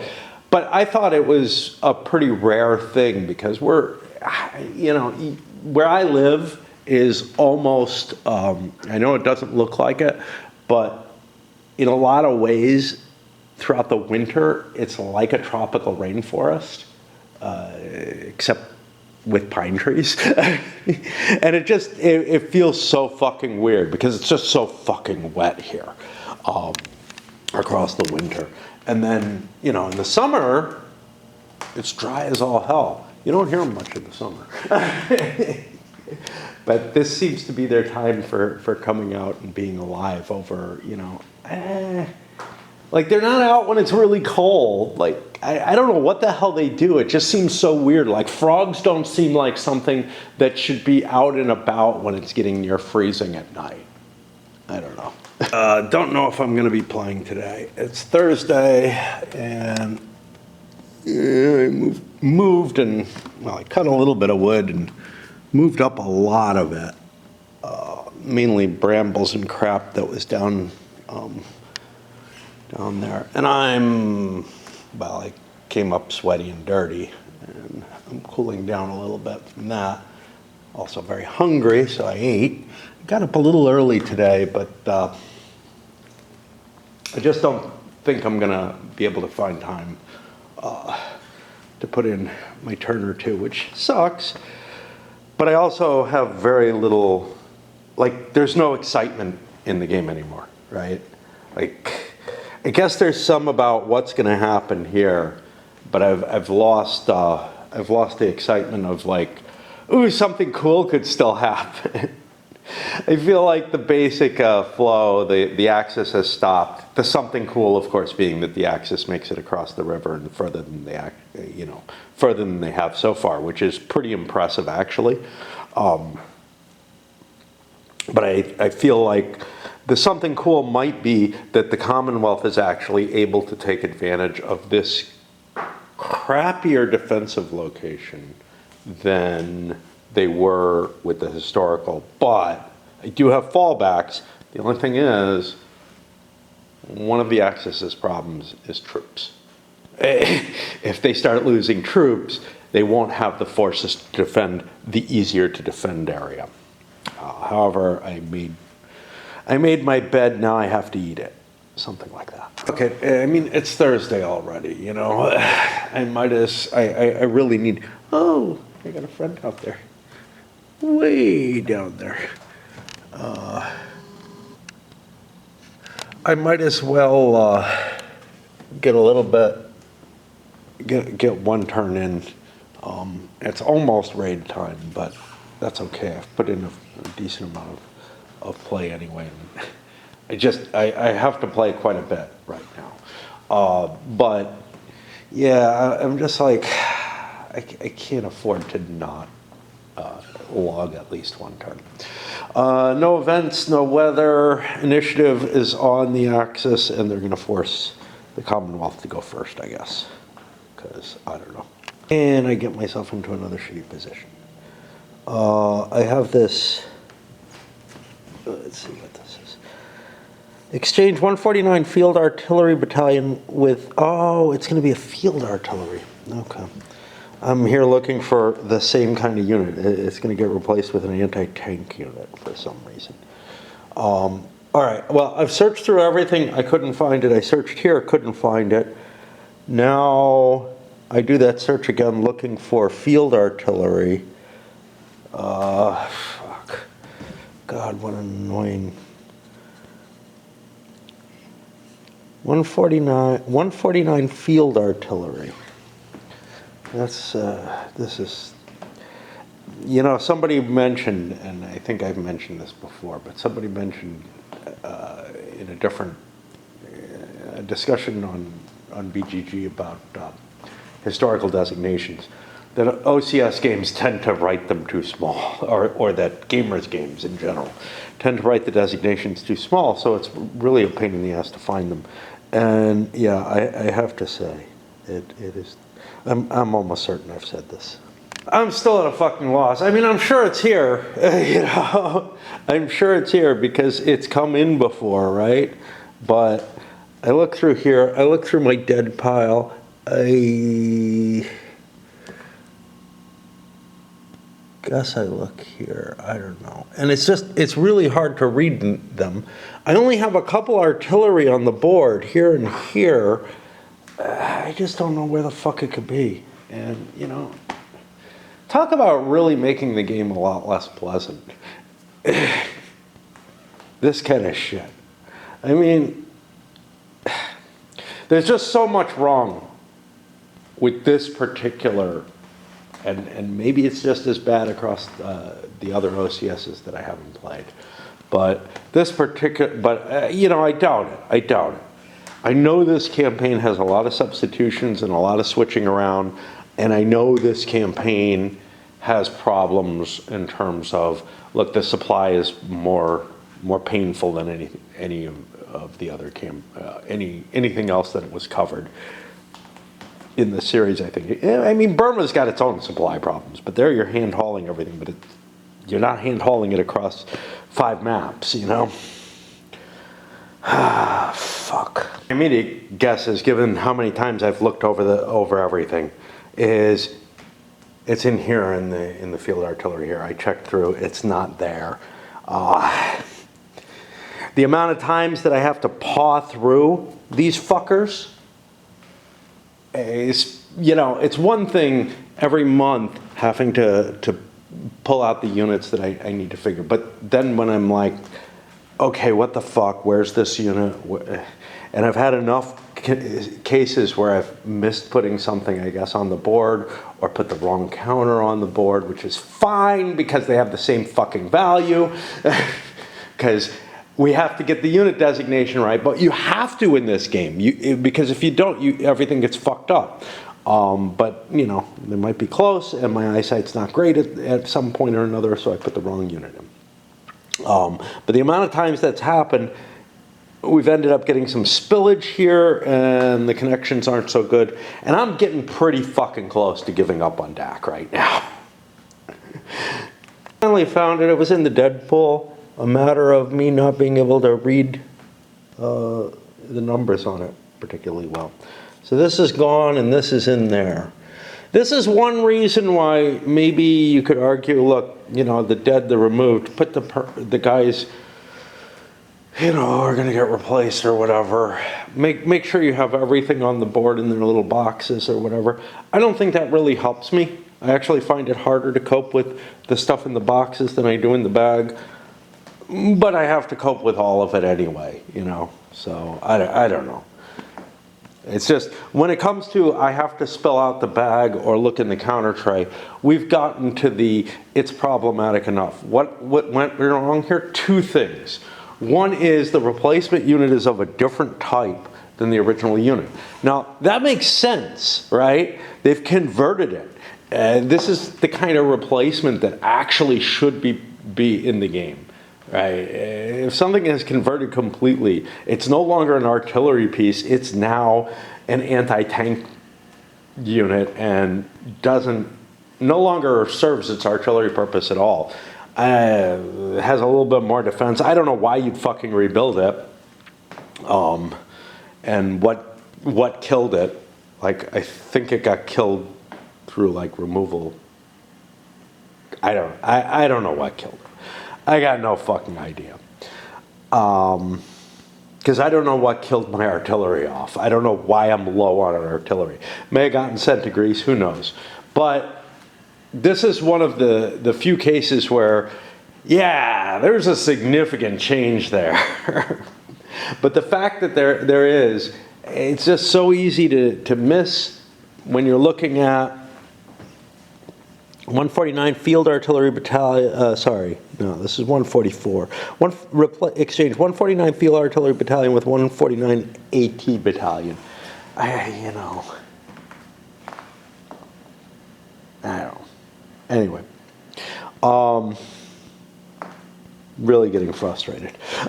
Really getting frustrated with the amount of pleasure and actual combat and whatever that I'm likely to see at this point, compared to the amount of annoyance that this game is going to generate for me. Funny, I can see a lot of people, I would have been one of them, who looked and said, you know what, I want my first, I'm really interested in the North Africa campaign. It's one of the, you know, the most popular subjects for World War II. That's the game I'm going to buy from the OCS. Getting this and getting a horrible, horrible opinion of how fucking fiddly the OCS actually is from this particular game, when actually, again, I haven't played the Big East Front ones, but actually, like, Burma was not this bad by any means, you know? Let's see how the East Front stuff works. It may just be that the game, you know, it was designed for the East Front. It may work better there. But, yeah. Assuming that I get the bad taste out of my mouth enough. And my buddy is he's still down there. They look so small. You know, it could be a young one, but I don't think so. I think that's an adult. They look so small when they're at any distance, but you know, decent sized animals. No, it is a young one. Mom showed up. Alrighty. They don't look so small. So, I've been fucking up all game. At least I think so. It has felt right. Okay, so I did, let's see, Solom to Bardia is 1 here. That seems right. It's like 3 1/3 hexes, which is close enough, right? So they're making approximations here as well. But if I take a look at, so I didn't fuck up. I'm doing it right, but some of the numbers are fucked up. If I take a look at Tobruk, oh no. Nah, I screwed up. I was reading the wrong column here, and I thought like there was a three space difference between Solom and Bardia, and that would be absolutely wrong. Well, I fucked up in noting that I fucked up. Excellent. Now I don't fucking remember how far I went, like the number that was in my head, because these trucks were moving from somewhere to Tobruk, picked up 3 tokens in Tobruk, and I think I had 10 movement points left, because that 11 looked bad. That's Sidi Barani, not Solom. So yeah, I can make it to sort of 1 short of Sidi Barani, or 3 hexes short, but I'm actually 4 hexes short because I had a 1 hex carry that was negative. This is the kind of shit you have to remember. 1, 2, 3, 4.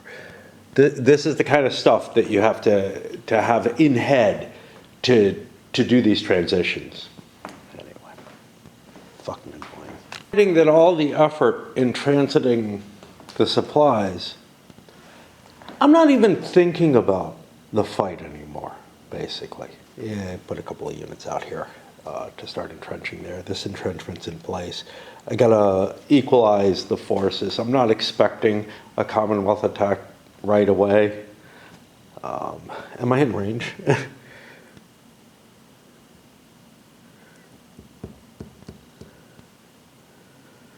Probably. Yeah. That DAK throw capacity is just ridiculously high. The Commonwealth ones are 12. This is 14. It really gives me a tremendous capacity. And yeah, I'm done with the turn. I'm done for the day. I'm really feeling frustrated in terms of like just the amount of effort in moving the supplies, in shifting all these little forces by foot. Yeah, why are they walking? Well, because I don't really need them. A lot of them are fucking artillery.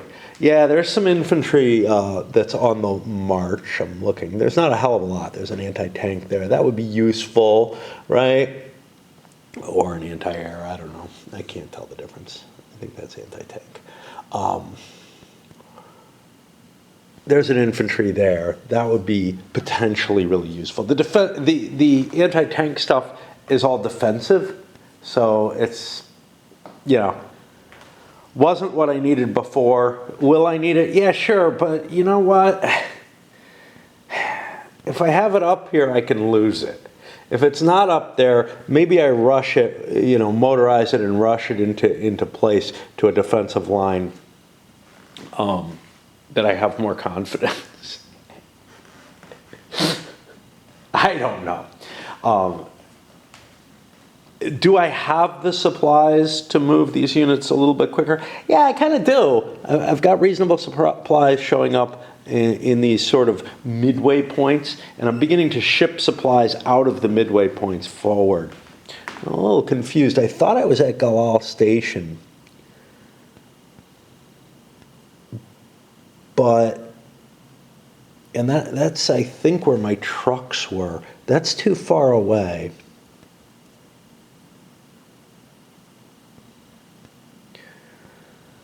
But this is too close, right? 1, 2, 3, 4, 5. I'm like 2 hexes short of Galal Station, which means it wouldn't have worked. This would have worked. Now, I used these supplies for something else. I moved the trucks forward, but I had my bigger dump here. So I don't know exactly what happened.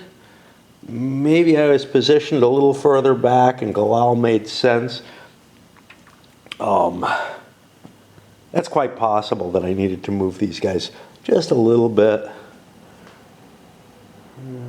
Find it funny that I would have, like, I feel like I would have been here if that was the case. I don't know what happened. But anyway, I had to shift my center of operations, and I don't know what the hell is going on here. These guys should all be piled up now. It's just, once I start getting frustrated in that sort of way, I start getting sloppier, I start caring less and less. The game becomes more and more unhinged, even though I've kind of, I think I got the rules down. Who knows? Because when it comes time to actually start implementing fighting and whatnot, it's been so long already. You know, it's been so damn long that I haven't been fighting. But yeah. Here it is Friday. I got up a little earlier than usual, actually, which is weird, but and kind of not to be desirable. But it's a pretty ass day. I don't want to do any work. Last time, I mean, yesterday I did some, and it hurt my back a little bit. And the thing I would be doing now would be basically splitting wood, probably. Well, I could haul. I still got some crap down at the bottom of the hill. But what I'm going to do instead is play as much of this as I can. Whatever that means. I don't think it means all 3 turns, but we'll see. Nothing too excited. Axis gets the initiative again, and they're going to hand it off to the Commonwealth, I guess. Although there's some argument for trying to build this a little quicker.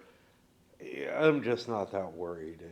The buildup doesn't seem that big here yet. Bush have another withdrawal into the Near East, send another damaged unit in. That means these units will recycle and I can rebuild them when they do come back. I did get another brigade, and I got this little car. Let's send this little car down somewhere. Actually, it had better be like that. Just that was stuff from last turn, that armored car. And we're starting to get another South African division in play. Ridiculous amounts of supply building up here, like 40. But without the headquarters, I can't do anything. And right now, I'm waiting on something to build that headquarters off. I think it's another manpower, right? No, it's one more. It's 2 more manpower and another equipment before I can get a headquarters. I mean, you know, sure, I can operate partway up here, so maybe I'll make a threat if I don't start getting replacements. But it's it would not be able to take advantage if, say, the Axis withdrew or something along those lines. And although attrition probably favors me now, I still kind of want to at least have an opportunity to do more than attrition if I force them to withdraw. Well, if they all go as easily as that turn did, in terms of smoothness, I'm beginning to get a little bit more comfortable following the patterns that I'm devising in terms of the trucking situation. Maybe it was just that everything was in good places. Maybe it's that there's less individual units walking their way over anymore. Axis built their hedgehog here. This is not a good location. I've talked about that before. But the swamp is not a bad place, although it's hard to get out of, which could be dangerous, but that may be where I want my artillery. Why? Because this location can be hit from here and can create, kind of like in Central Front series, something of a weakness in the line. There's going to be a weakness in the line no matter what, because I don't have a zone covering there. Now, zones aren't that important in this game, but they fuck with your ability to trace supply. I don't know if it's worth pulling back to here, because again, I could just move up, you know, up to the road here, attack that. Wouldn't really want to advance into there, but, you know, I would have permeated their line to some extent. The problem, of course, is getting supply through and up into here isn't terribly easy, and it would be harder if this unit was back there, I guess. I don't know. The only problem is the only way out is to hand haul it out of the swamp, which is not pleasing in its own. I have a bunch of comp troops up there, which means any attempt to fuck with those guys, except for an overrun, is liable to cause the Allies problems. And I can leave artillery around as kind of sacrificial lambs. I have so fucking much of it and don't want to use it ever. Supplies are building up here, even with, I mean, I think I took a net loss, but it basically was a wash in terms of what goes there. So we'll do another turn, and yeah, we might just finish this video up today. Okay, all kind of complex stuff happened. Great. Sandstorm showed up. We had an event that didn't fire, but Sandstorm showed up on all 3 of the maps on this side, which means that where everything's kind of interesting is going to be painful for movement. That's basically the only effect. It wasn't going to launch an attack. Although, the Brits got initiative and flipped the Axis to go first, which gives them an opportunity to fire their artillery in the reserve phase. But again, not this stuff. So it's kind of like, I don't know. But I think the sandstorm actually prevents, I don't know where it is. I know it prevents combat.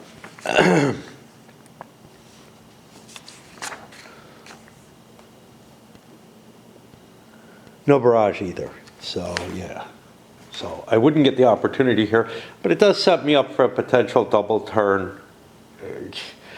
It doesn't make a damn bit of difference, to be honest, because I'm not going to be moving forward and trying to take advantage of that possibility anyway. Cool that I rolled into another turn because I had forgotten to do all my axis shipping. I did the trucks, I didn't do the shipping. Shipping's not that expensive in terms of effort. It's just, you know. All right, the sandstorms and everything. Another quick turn, which is weird because I had to, you know, complicate the calculations, basically double the movement. But I'm getting more comfortable with merging the different movements. The only real problem is where I get between places. Writing down this this Barca was useful, but it did mean that the Axis shifted their trucks more towards the Benghazi, Tripoli side of things and less towards pulling stuff directly from here, which is fine. Get more movement over there. All right. And for the Commonwealth, well, they don't really need the supplies they're pulling out, but it's nice to have them on the board. If something terrible happens, like the Suez being mined or whatever, I could end up in a serious supply situation because I'm right on the Alexandria supply conduit, which sucks, right? Like, the one, you could very easily say, whatever, you know, I'm in supply, I don't need to be hauling supplies to places like this. Well, it's very helpful to have this dump here, because if something goes terribly wrong for one turn or whatever, then I have supplies for all my units because I've been drawing them out of here. Otherwise, they just disappear for a turn. And then there's infinite again. I was forced to pull yet another brigade out. So, you know, I had some turns where I didn't roll at all for this particular withdrawal set. And then I got a series of not getting anything. Now I'm getting a series of, yeah, you just keep getting withdrawals. Now, I did get some, I forgot to remove a unit. I've got to remove a unit from the board. Oh, no, I did. I had to remove the Czechs, who showed up very briefly. Now, this is potentially at a critical moment, so it kind of makes sense. Put a unit in and almost immediately withdraw it.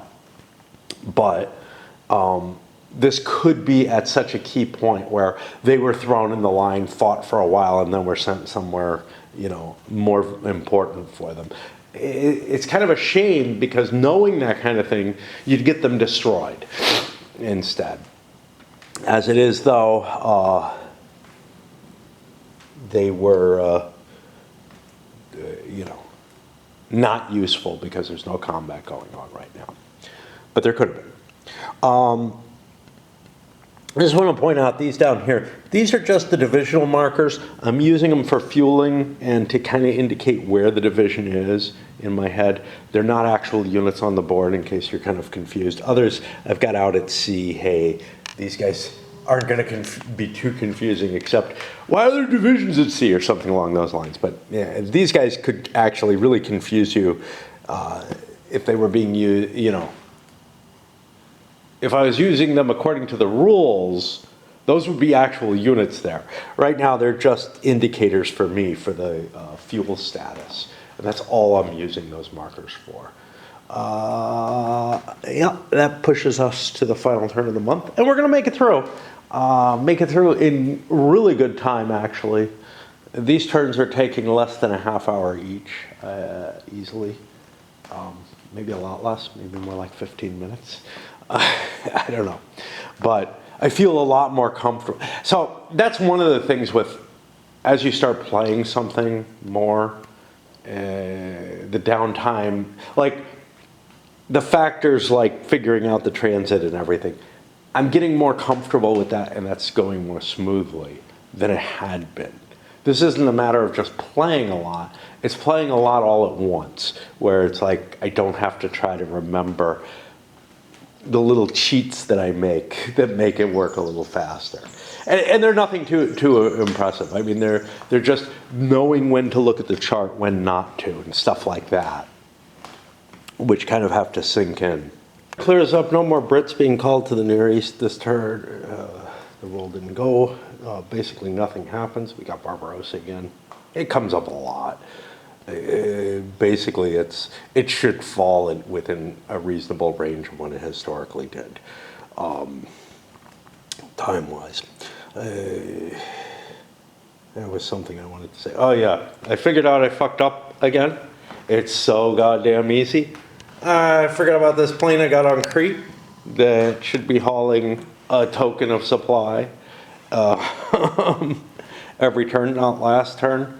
I don't know what I'm going to do. I'm going to probably bring one extra token this turn because I know I didn't do it today, but I'm pretty sure I didn't do it yesterday. It gets over into one of them little boxes and it's like, yeah, I don't remember it. But it wasn't doing shit over in Sicily, so whatever.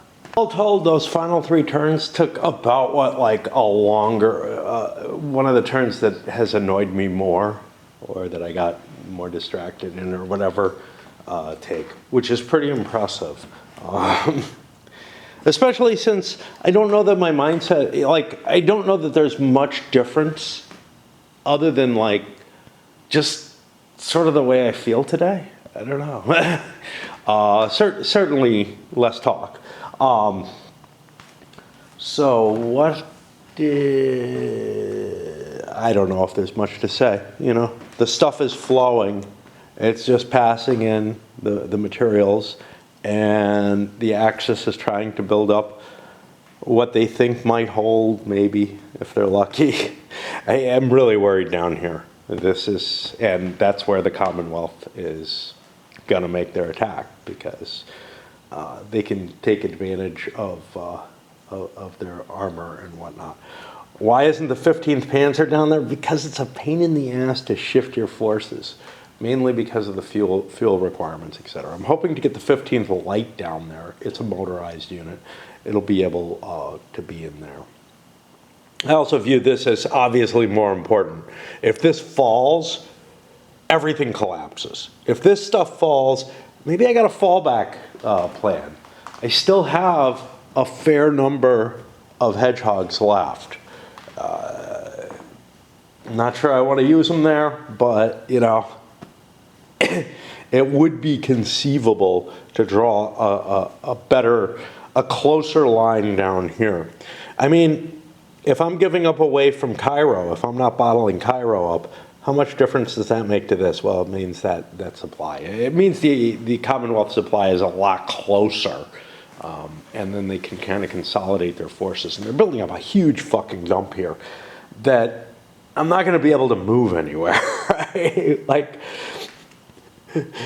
Anything I rail, anything I truck, I probably just want to take out of Alexandria. So this dump has become probably useless, but you never know. You never know.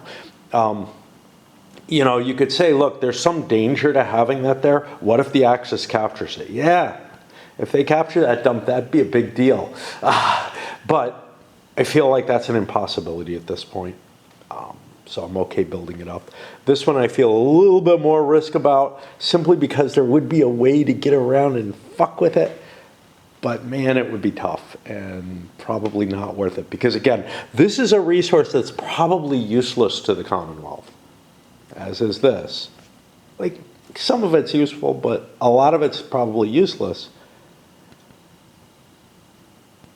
So destroying it doesn't do me much good. It's not like I'd be able to haul it out of there safely or anything, or be able to undermine this position by an attack through there. So that's kind of how I view it. So that is the end of the month, I believe, which means it's kind of nice because I have plenty of time to take a little bit of a break and come back and do the end of the month setup. Let's send this one up. That is the end of June of 41. I don't mind when downtime turns start flowing like they're flowing here. That's cool. It would be really nice to be able to do, as the Commonwealth builds up, and the Axis does as well to some extent, it would be really nice to just be able to flow through maybe a month a day. That would be fantastic, but maybe every couple days or something along those lines. I'd really like to be able to get that level of play in. I feel like, there's a lot of turns, so every couple days seems about right. But yeah, getting 3 turns done in one day so easily felt really, really good.